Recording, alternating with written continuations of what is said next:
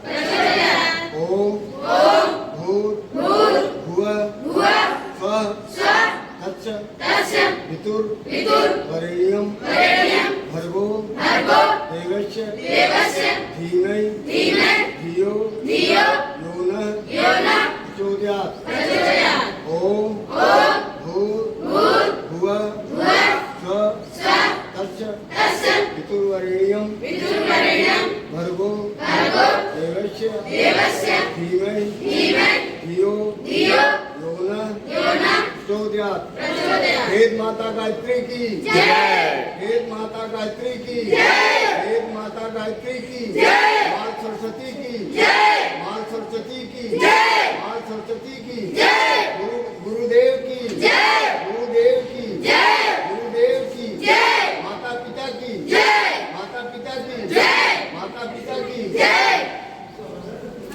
हमारा बड़ा सौभाग्य है कि हम माध्यमिक स्तर के विद्यालय में हैं, क्योंकि किसी भी चीज की रीढ़ क्या है, मध्य का हिस्सा उसका। जैसे कोई विद्यालय बनता है, कोई बिल्डिंग बनती है, तो उसकी नींव क्या होनी चाहिए, मजबूत होनी चाहिए। तो नींव क्या है, आपका प्राथमिक और उच्च प्राथमिक स्तर। और जब नींव बन जाती है, उसके बाद जो बिल्डिंग बनती है, उस बिल्डिंग में खिड़की, दरवाजे, तंबूरे, बाजे, तरह तरह की डिजाइन हम बनाते हैं। उसी तरह से माध्यमिक स्तर पे हम लोग आपके करियर के, आपके जीवन में डिजाइन बनाना, उसको आकर्षक रूप देने का कार्य माध्यमिक स्तर पे किया जाता है। इसी उद्देश्य को लेकर के हमारी सरकार ने ऐसे क्षेत्र में गए जिससे आप अपनी रुचि के अनुसार, अपनी इच्छा के अनुसार अपने करियर को चुन सकें।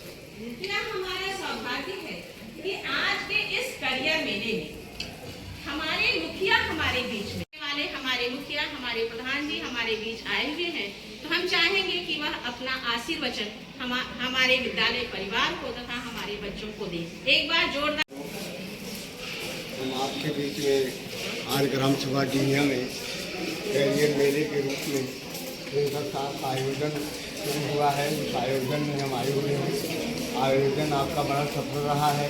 आपने जो है कीर्तिमान व्यवस्था विद्यालय में किया है, और जबकि यहाँ इसके पहले बच्चे बिल्कुल नहीं थे। एक अध्यापिका बेचारी आके किसी तरीके जीवन यापन के रूप में काम कर रही थी और कोई सहयोग नहीं मिल रहा था।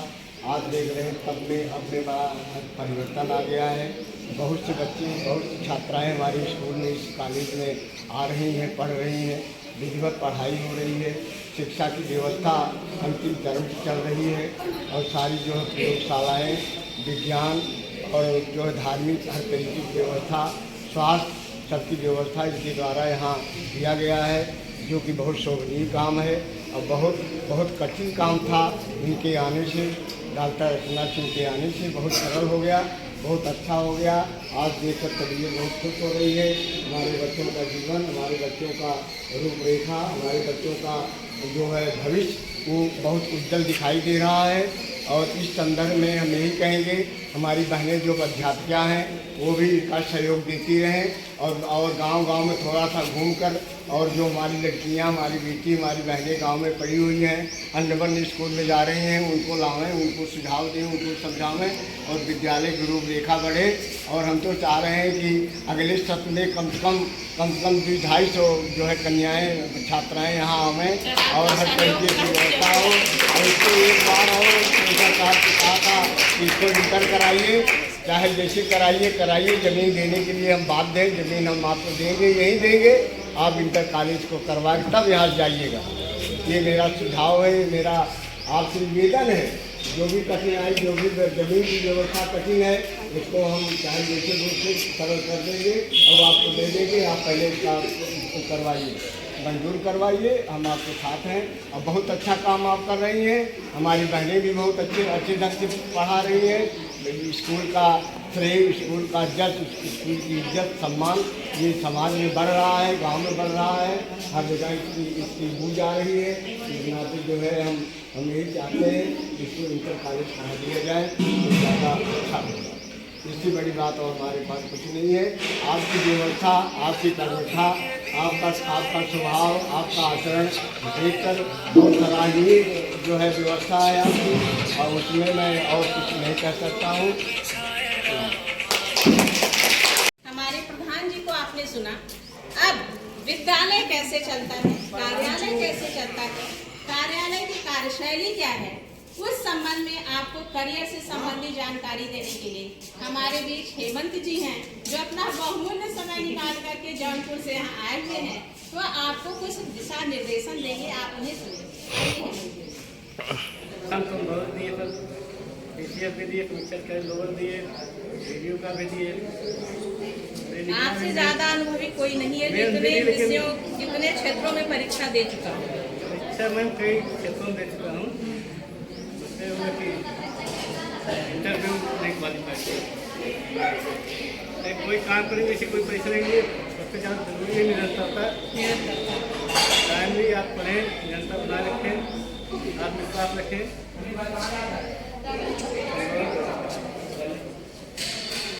भाषा में हिंदी।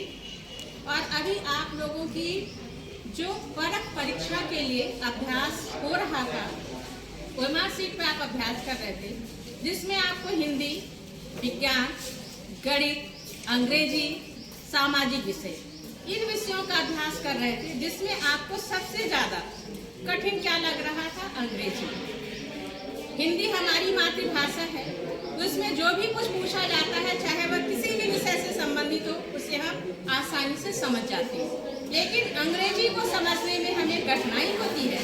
इसके संबंध में आपको दिशा निर्देशन देने के लिए हम सबके बीच आपकी स्वाति मैम आ रही है, वो आपको थोड़ा सा बताएंगे। आइए स्वाति मैम। स्वाति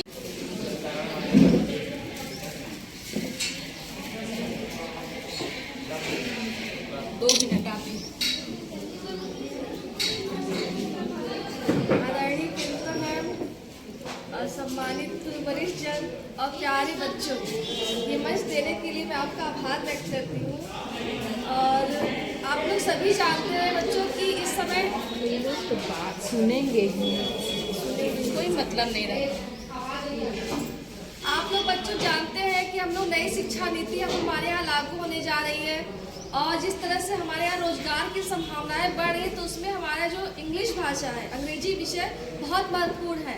कहीं पे भी आप जाते हैं तो अगर आपको इंग्लिश में आप लिख सकते हैं, पढ़ सकते हैं या स्पीकिंग कर सकते हैं तो आपको जॉब मिलने में थोड़ा आसानी रहती है। तो मैं यही कहूँगी कि थोड़ा कठिन ज़रूर है ये विषय, क्योंकि आप ग्रामीण क्षेत्र से आते हैं, हमारे घर में भी कोई अंग्रेजी भाषा नहीं जानता है, लेकिन थोड़ा सा अगर आप मेहनत करेंगे और इस भाषा को सीख जाएंगे तो आप अपने लिए कैरियर की संभावनाओं के बहुत सारे द्वार खोल देंगे। समझे? कहीं पे भी कम्युनिकेशन करना है, कहीं भी कुछ करना है, यहाँ तक कि आपको विदेश भी जाना है तो ये भाषा आपको बहुत मदद करती है आपके कैरियर की संभावनाओं को बढ़ाने के लिए। धन्यवाद। स्वाति मैम ने कम्युनिकेशन के लिए अंग्रेजी के महत्व को बताया। जियो का जो मोबाइल का सिम है सभी लोग इस्तेमाल करते हैं। जियो का रिलायंस का जो है पेट्रोल पंप है, ये सब के जो मालिक जिन्होंने शुरुआत की, हमारे धीरू भाई अंबानी, वह भी एक ग्रामीण परिवेश से रहने वाले थे और उन्होंने सोचा कि मुझे कुछ करना है अपने परिवार के लिए, अपने समाज के लिए, अपने देश के लिए। तो यदि हम अपने देश के लिए कुछ करना चाहते हैं तो हमारी भाषा सबसे पहले हमारे आड़े आती है, क्योंकि विकास करना है तो हमें दूसरे देशों के साथ भी संबंध बनाना होगा और दूसरे लोगों से भी संबंध बनाना होगा जिसमें भाषा आड़े आती है। तो उन्होंने मेहनत करके, लगन करके अंग्रेजी भाषा का अध्ययन किया और वह पेट्रोल पंप पे काम किए, कई जगह वो काम किया और आज कोई भी ऐसा देश का कोना नहीं है जहाँ पर उनके द्वारा बनाई गई चीजें इस्तेमाल न की जा रही हों, प्रयोग न की जा रही हों। केवल जरूरत इसकी है कि हम हिम्मत रखें और आगे बढ़ें। अब आपका जो यह समाज है, उस समाज को जानने के लिए हमें सामाजिक विज्ञान को जानना बहुत जरूरी है। विज्ञान क्या है? एक ऐसा ज्ञान जो कि प्रैक्टिकल आधारित हो, प्रयोग के पर आधारित हो, केवल सिद्धांतों की बात उसमें नहीं कही जाती है, उसमें वह कही जाती है जो सत्य हो, प्रमाणित हो।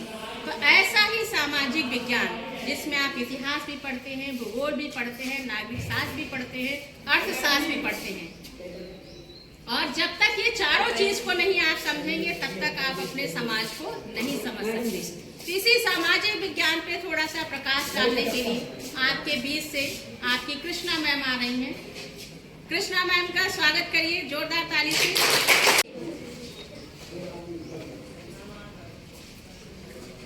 आदरणीय प्रधान अध्यापिका डॉक्टर अर्चना सिंह और सभी अध्यापिकाओं और बच्चों, आप सबको मैं करियर मेले में आज आप सबका स्वागत करती हूँ।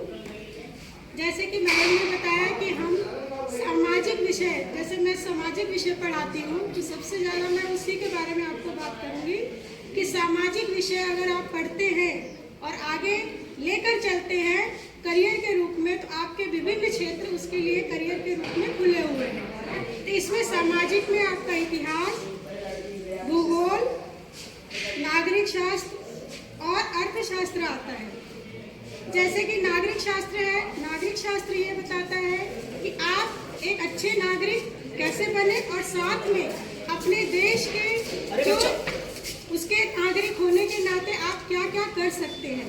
समाज सेवा क्षेत्र है और राजनीति क्षेत्र है और विभिन्न अन्य क्षेत्र भी है जो नागरिक शास्त्र, जैसे आप टीचर भी बन सकते हैं उससे उस सब्जेक्ट को लेकर। ज्योग्राफी है यानी भूगोल, आप उसके अंतर्गत जो मौसम विज्ञान का क्षेत्र है उसके अंतर्गत ही आता है, आप उसके क्षेत्र में भी अपना करियर बना सकते हैं। इतिहास में जो हमारा इतिहास है, किसी भी देश का इतिहास, जो हमारे पुरातन चीज़ें हैं उसके बारे में जानकारी, हमारा गौरवशाली इतिहास पढ़कर आप क्या कर सकते हैं, इसको एक टीचर भी बन सकते हैं और इसके बारे में नई नई खोजें, नए नए जो इतिहास से संबंधित है उसको आप समाज के सामने ला सकते हैं। और अर्थशास्त्र वैसे ही वित्तीय से संबंधित है, उसके लिए तो बहुत सारे विभिन्न क्षेत्र हैं जो आप वित्तीय से संबंधित विभिन्न क्षेत्रों में जा सकते हैं। ठीक है, और अगर आपको कुछ पूछना है कि आपके विद्यालय में करियर से संबंधित करियर मेला का आयोजन किया गया ताकि आप विभिन्न प्रकार के करियरों को जान सकें। जैसे अभी सामाजिक विज्ञान में आपने सुना कि केवल एक विषय है सामाजिक विज्ञान और वो आपको कई करियर चुनने का मौका देता है। और सामाजिक विज्ञान में आप अलग अलग विषय, इतिहास है, नागरिक शास्त्र है, भूगोल है, अर्थशास्त्र है, इनको पढ़ करके अपना करियर बना सकते हैं, किसी भी क्षेत्र में जा सकते हैं। सारे आपके लिए विकल्प खुले हुए हैं। इसे पढ़ करके आप चाहे वकील बनना चाहें, आप टीचर बनना चाहें, आप भूगोल के क्षेत्र में भौगोलिक वैज्ञानिक बनना चाहें, आप कोई नेता बनना चाहें, हर फील्ड आपके लिए खुला हुआ है। तो अभी तक आपने अंग्रेजी, सामाजिक विज्ञान और पीसीएस, आईएसएससी परीक्षाओं से संबंधित जानकारी प्राप्त की।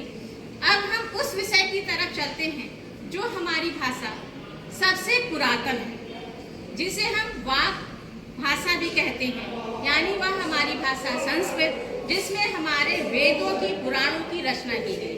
तो हमारी आरती मैम अब इस विषय के ऊपर आपको थोड़ा सा प्रकाश डालेंगी। स्वागत करिए आरती मैम का। आदरणीय प्रधानाध्यापिका महोदया एवं कनिष्ठ श्री हेमंत प्रजापति और इस विद्यालय की सहायक अध्यापक, आज इस कैरियर मेला के शुभ अवसर पर मैं स्वागत करती हूँ। कैरियर प्रत्येक व्यक्ति के जीवन की अहम हिस्सा है और इस कैरियर का चुनना एक बहुत बड़ा काम।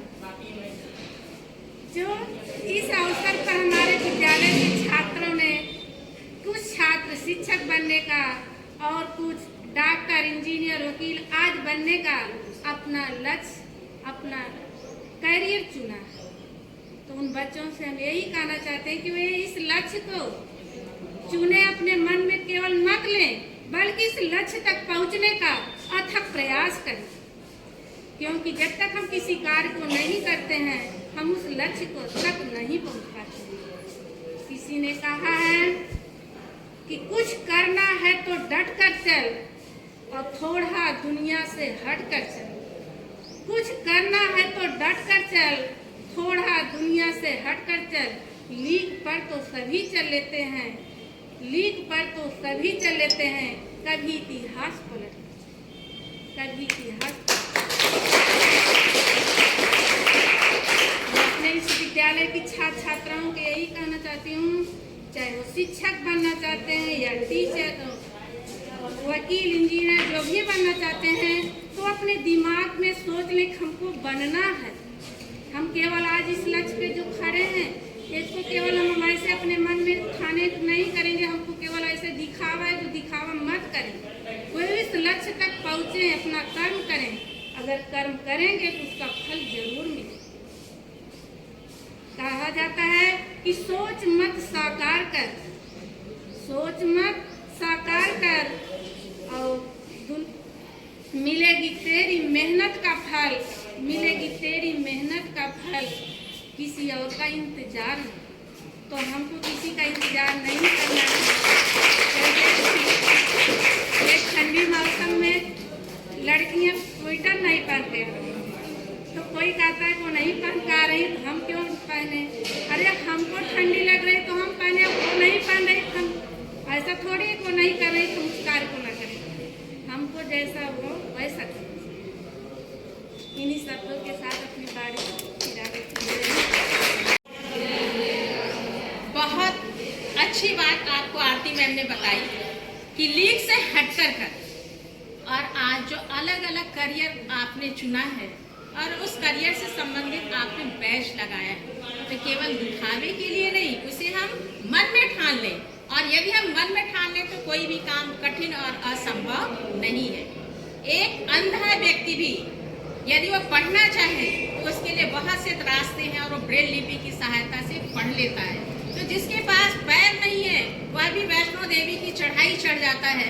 तो कोई भी काम असंभव नहीं है, बस केवल हमें ठानने की जरूरत है, हमारी इच्छा शक्ति की जरूरत है। अब आपके बीच हम सबकी जो मातृभाषा है, क्योंकि जब तक हम अपनी मातृभाषा को नहीं समझेंगे तब तक हम किसी भी चीज को नहीं समझ सकते। जैसा कि भारतीय हरिश्चंद्र ने भी कहा है, निज भाषा उन्नति है, सब उन्नति को मूल, बिन निज भाषा ज्ञान के मिटे नहीं को सूल। यानी जब तक हमें अपनी मातृभाषा का ज्ञान नहीं है तो हम अपने हृदय की पीड़ा को भी नहीं मिटा सकते हैं। यह मातृभाषा का महत्व है। और उसी मातृभाषा में आप सभी विषयों को पढ़ते हैं, अपने करियर को चुनते हैं, तो इस मातृभाषा से संबंधित जो आपकी टीचर हैं सुनीता मैम, वो आपको मातृभाषा के संबंध में बताएंगी, आपका दिशा निर्देशन करेंगी। उनका स्वागत करिए।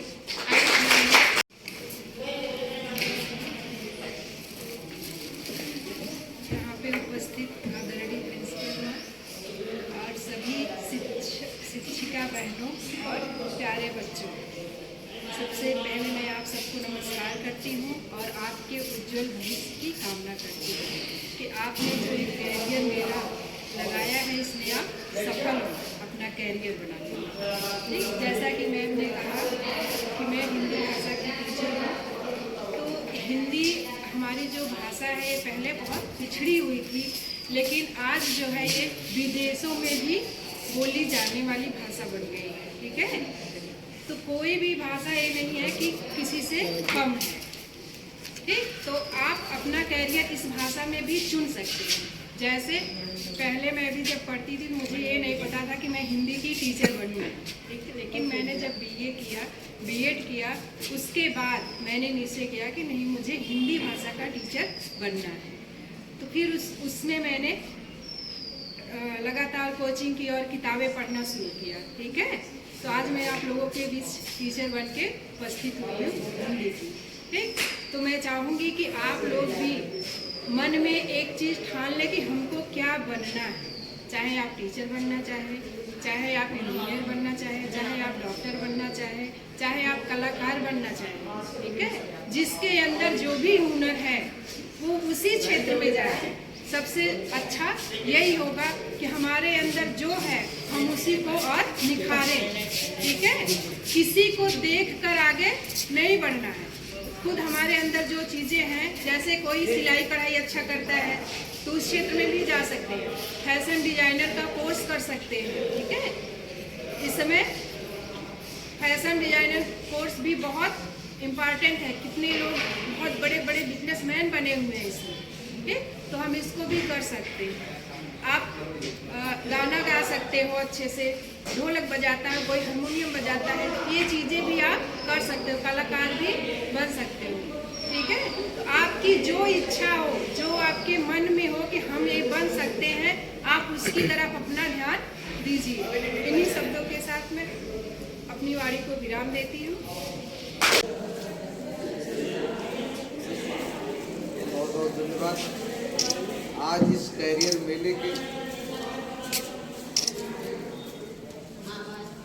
जो इस विद्यालय में प्रोग्राम हुए हैं, जीवन में एक शिक्षक को तमाम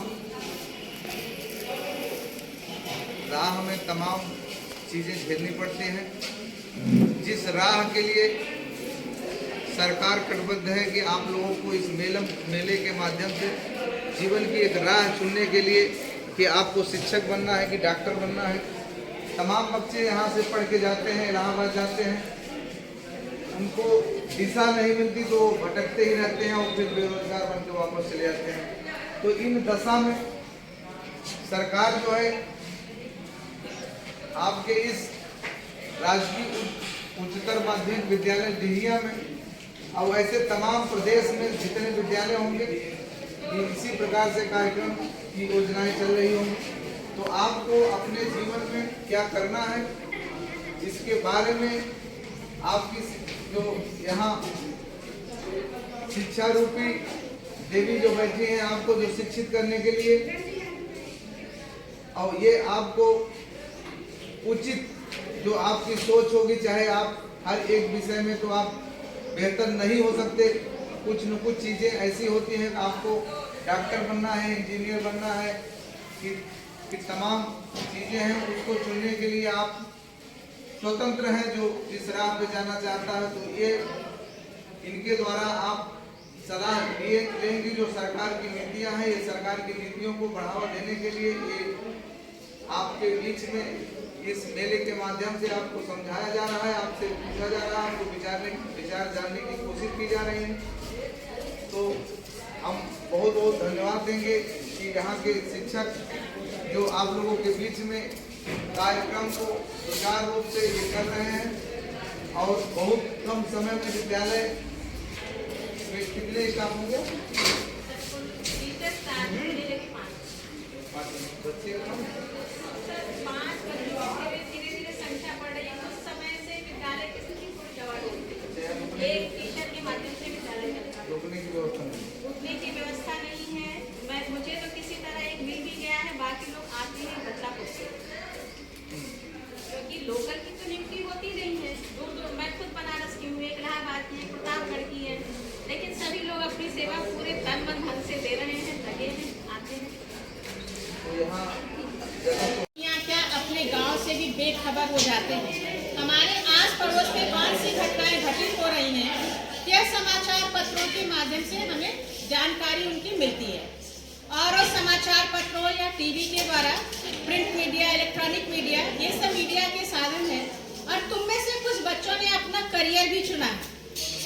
तो आज हमारा सौभाग्य है कि दैनिक जागरण की तरफ से हमारे बीच पांडे जी पधारे हुए हैं। मैं चाहूंगी कि वो बच्चों को थोड़ा सा मार्गदर्शन दें। आइए पांडे जी।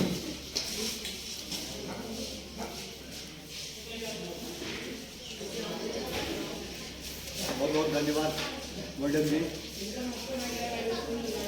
यहाँ सब बुद्धिजीवी लोग हैं, हमारे शिक्षक शिक्षिकाएं। यहाँ कुछ करना बहुत सोच समझ के करना पड़ेगा। और कोई मंच होता, राजनीतिक मंच, सामाजिक मंच, तो आदमी कहीं से भी कुछ भी कह के, चुटकुले कह के, शायरी कह के अपनी बातों को प्रभावपूर्ण ढंग से प्रस्तुत कर सकता है। लेकिन एक शिक्षा के मंदिर में हमें शिक्षा से इतर और कोई बात नहीं करनी।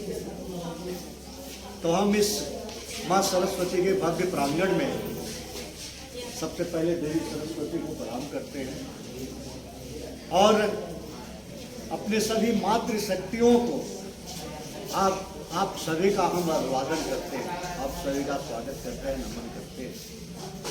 जैसा कि अभी मैडम ने बताया कि हम मीडिया से जुड़े हुए हैं, तो निश्चित रूप से आज के दौर में मीडिया एक जोखिम भरा कार्य है। आप सभी देखते होंगे, आपके गांव में, सब गांव से ही हैं, अगल बगल में छोटे मोटे कहीं जमीन को लेके, कहीं और किसी झगड़े को लेके, कहीं लेन देन को लेके एक पंचायत होती है गांव में। लेकिन आप सभी ने देखा है कि उसमें जो पंच होते हैं वो चूंकि गांव के ही होते हैं, लेकिन वहां भी विवाद हो जाता है। वो भी स्पष्ट नहीं कह पाते कि नहीं ये निर्णय इनके पक्ष में हो या निर्णय इनके पक्ष में। ऐसी परिस्थिति में लोग हमसे उम्मीद करते हैं कि चाहे जहां भी कोई विवाद हो, लड़ाई हो, झगड़ा हो, कोई गुंडा टैक्स हो, चोरी हो, उसमें सब उम्मीद मीडिया से ये लगाते हैं कि मीडिया कल के अखबार में स्पष्ट होगा कि कौन बदमाश था, कौन सही था, कौन गलत था। तो ये एक जोखिम भरा कार्य है। हम तो करते हैं, अपने स्तर से हम जरूर करते हैं, जितना हो सके, जितना पीड़ित पक्ष को कितना हम न्याय दिला पाए हम इसके लिए लड़ते हैं। लेकिन उस लड़ाई में हमारे पास दरोगा की तरह ना वर्दी है, ना रिवॉल्वर है, एक सिर्फ कलम की ताकत है और आप सभी की ताकत है। एक ताकत, एक ऊर्जा हमें आपसे मिलती है जब आपका सपोर्ट हमारे साथ होता है। अगर पीड़ित का, न्याय पक्ष का अगर हमें सपोर्ट मिलता है तो हम बहुत मजबूत हैं। लेकिन अगर वो हमारा साथ छोड़ देंगे तो हम बिल्कुल तन्हा, बिल्कुल अकेले, सबसे कमजोर हो जाएंगे। और आज के दौर में कुछ बच्चों ने, अभी मैडम ने बताया कि उन्होंने मीडिया का कैरियर में चुनाव किया है, तो बेटा अच्छी चीज़ है, बहुत अच्छी चीज़ है। मीडिया अपनी बातें आप मजबूती से कहीं भी रख सकते हैं, ये कवच है। हम अपनी बातें जितनी मजबूती से जिले के आला अधिकारी या थाने पर कप्तान साहब के यहाँ हम जितनी मजबूती से रखेंगे, उतनी मजबूती से रखने में आपको थोड़ा संकोच होगा, क्योंकि हमारे पास एक कवच है। अगर दरोगा ने हमें गलत बोला तो मैं उसका जवाब कल सुबह उनको पढ़वा दूंगा। लेकिन आप उतनी मजबूती से नहीं कर पाएंगे। तो एक चुनौती भरी राह है। लेकिन मीडिया, अगर आज मीडिया न होती देश में तो कितने गरीब बेचारे लाचार, उनको अधिकार ही नहीं मिलता। कितनी हत्याएं हो जाती, उनका हत्यारा ही नहीं पकड़ा जाता। कितने नेता लूट खसोट करके बैठ जाते, उनका खुलासा ही नहीं हो पाता। तो ऐसी परिस्थिति में मीडिया का, भले हमें कहा जाता है लोकतंत्र का चतुर्थ स्तंभ, हमें खुश करने के लिए कहा जाता है। चतुर्थ तृतीय स्तंभ है, कार्यपालिका, न्यायपालिका, व्यवस्थापिका, लेकिन हमें चतुर्थ स्तंभ कह के कभी कभी मंच पर बड़ा सम्मान दिया जाता है। वो सिर्फ कथन की बात है, कहने की बात। तो अगर आप सभी जिन्होंने मीडिया को चुना है वो आए, लेकिन मेहनत से आए, मजबूती से। ये नहीं है कि किसी तमाम अखबार चल रहे हैं, तमाम पोर्टल चल रहे हैं, तमाम मुंह है, आप उससे एक कार्ड ले लिए और आप जाना तना जब मूड में आया लिखते रहे। जो अच्छा कार्य हो उसमें भी आप व्यवधान पैदा करें, ये अच्छी मीडिया नहीं है। आप हमेशा अच्छे कार्यों की सराहना बढ़ चढ़ के करें और बुरे कार्यों की उतनी ही निंदा बढ़ चढ़ के करें। इसके अलावा अभी आप सभी का ये शुरुआती है, कैरियर चयन का शुरुआती ये निर्णय है आपका। ये उम्र निर्णय की एक शुरुआती उम्र है। और बेटा हम ये जानते हैं, हम बच्चों से कहना चाहेंगे, अपने छात्राओं से कहना चाहेंगे कि आप अपने जीवन का मात्र 5 वर्ष, अपने जीवन का मात्र 5 वर्ष अपने उद्देश्य के लिए लगा दो, आपके 50 वर्ष सुधर जाएंगे। और यही 5 वर्ष, आज जो बच्चे 10वीं में हैं या स्नातक तक, सिर्फ एक नजर उनकी शिक्षा की हो, इसके अलावा इतर कहीं न जाएं अपने रास्ते से। मैं लिख के देता हूं, गारंटी देता हूं, वो जीवन में जो चाहेंगे वो बन के दिखाएंगे। और यही 5 साल अगर आपने गंवा दिया, इसी 5 साल में झगड़ा, लड़ाई, चुगली, ये वो, तो समझिए कि आपके 50 साल व्यर्थ हो गए, पूरा जीवन आपका खत्म। तो बेटा ये ऐसी आप हाई स्कूल में होंगे, आप 9-10 के विद्यार्थी हैं, तो यही असली उम्र है कैरियर चुनाव का। और विशेष रूप से हम मैडम जी को धन्यवाद देते हैं, अर्चना मैम को, जिन्होंने ये बेहतर कार्यक्रम का आयोजन किया कि आप अपने कैरियर का चयन कर सके, आपका झुकाव किस तरफ है वो मैडम समझ सके। इस निमित्त इसका कार्यक्रम का आयोजन किया गया है। तो आप सभी लोग जो कैरियर चुने हैं, उस कैरियर के हिसाब से अपना आचरण करें, उस हिसाब से मेहनत करें, पढ़ाई करें और सफल हों। यही हमारी शुभकामना है, यही हम बच्चों को आशीर्वाद देते हैं। और आप सभी के लिए कहना चाहेंगे, सार मेरी साधना का शेष रहना चाहिए, सार मेरी साधना का शेष रहना चाहिए। हम रहें या न रहे, ये देश रहना चाहिए, ये देश रहना चाहिए। तो बच्चों के साथ आप सभी को एक बार फिर से आशीर्वाद देते हुए, सर्वे भवन्तु सुखिनः, सर्वे सन्तु निरामया, सर्वे भद्राणि पश्यन्तु, मा कश्चित् दुःखात् भवेत्। इन्हीं शुभ वचनों के साथ आप सभी का एक बार फिर से अभिवादन।